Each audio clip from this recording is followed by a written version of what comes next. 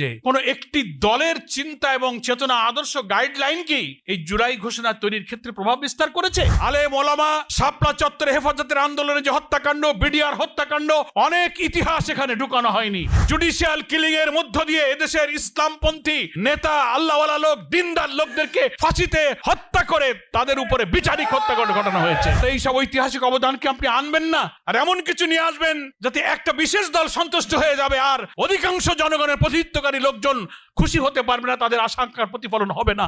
এই বিদ্যমান রাষ্ট্র কাঠামোর মধ্যে আর একটা সরকার নির্বাচনের ব্যবস্থা করার অর্থ হলো এর ভিতর দিয়ে আর একটা ফ্যাসিবাদের জন্ম দেওয়া হবে। এক বছর চলে গেল, হাজার হাজার মানুষের রক্ত, জীবন দান সব কিছুকে ব্যর্থ করে দিয়ে আবার সেই বিদ্যমান ফ্যাসিবাদী রাষ্ট্র কাঠামোর মধ্যে আর একটা নির্বাচনী সিস্টেম করে কোন পরাশক্তির কালো ছবলের কারণে আপনি দুর্বল হয়ে এই জাতির রক্ত দিয়ে তৈরি করা নতুন আকাঙ্ক্ষার স্বপ্নকে আপনি আরেকটা ফ্যাসিবাদকে যদি ক্ষমতায়